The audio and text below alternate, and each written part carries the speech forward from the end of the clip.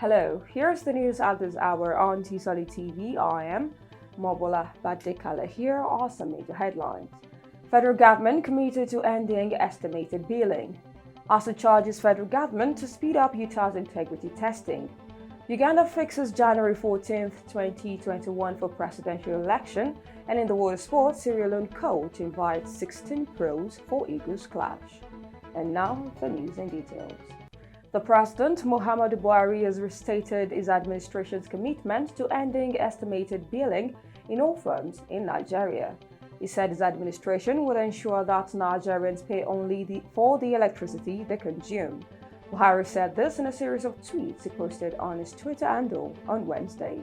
The president said that the government was making money available for the distribution of 1 million free meters in the first instance, while the target is to meet the 6.5 million deficits of meters nationwide.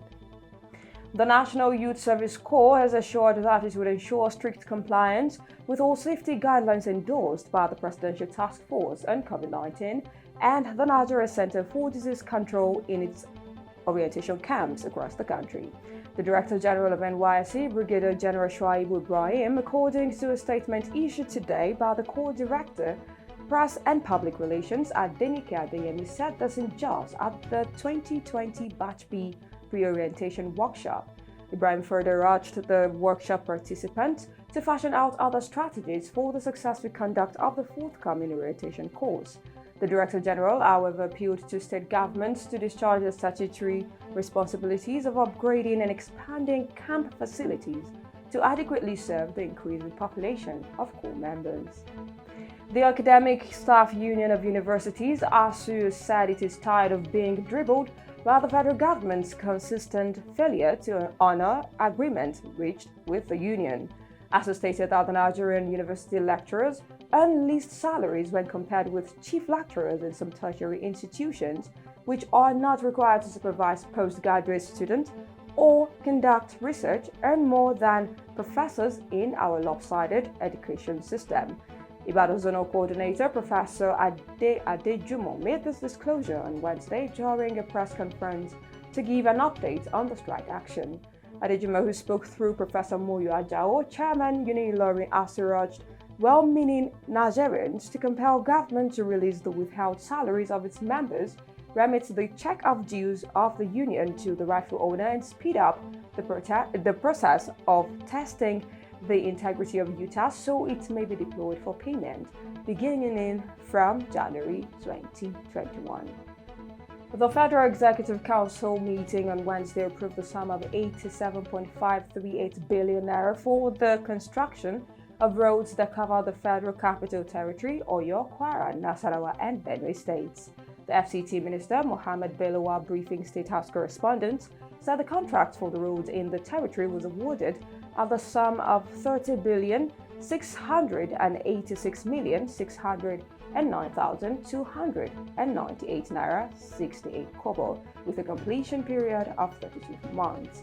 Bello said the council approved the award of contract for the full-scope development of Umaru Musa Yar'Adua Way to the Northern Expressway, Murtala Muhammad Way, popularly known as Kubwa Expressway. Bello added that the project would improve access to the above-mentioned districts, improve security, and provide both skilled and unskilled employment. Added that the road project would further enhance overhaul decongestion of traffic in phases 1, 2, 3, 4 of the Federal Capital City. The news on T-Solid will be back right after this.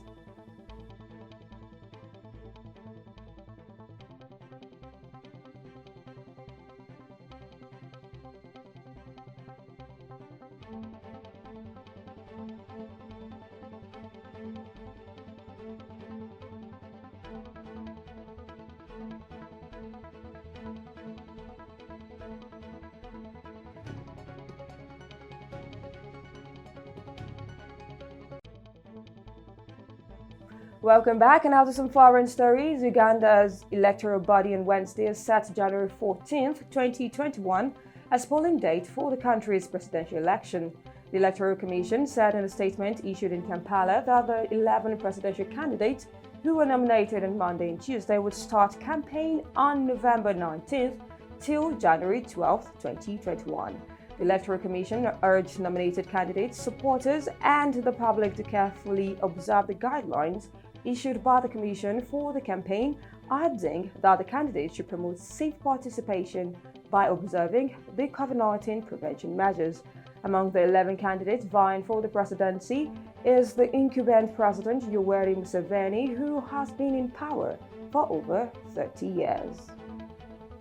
The new lockdown in England has come into full force today, and it has been temporarily imposed, replacing the new 3-tier system introduced last month in a drastic bid to bring the coronavirus R-value below 1. This time, measures have been put in place to stop the situation becoming even worse than in the first peak. The lockdown came into effect a minute after midnight today, November 5th, and will end on December 2nd, 2020. Non-essential services and businesses have been forced to close, including pubs and restaurants, while essential shops and educational settings remain open. The government has also returned to its message of stay at home to protect the NHS and save lives, as people are only permitted to leave home for a limited number of reasons. Supporters of United States President Donald Trump, some of whom are suspected to be armed, have surrounded Maricopa County Election Department, Arizona, protesting the election. A video of the protest showed many of the protesters carrying Trump banners and placards expressing their frustration over a projection by a cable network that the Democratic Party will win the state's 11th Electoral College vote. Former Vice President Joe Biden, who is the Democratic candidate, is currently leading the race in Arizona, albeit by a small percentage. And now to the exciting world of sports. Sierra Leone's senior national team coach John Keister has invited 16 overseas-based players for the 2021 Africa Cup of Nations qualifying fixtures against the Super Eagles next week.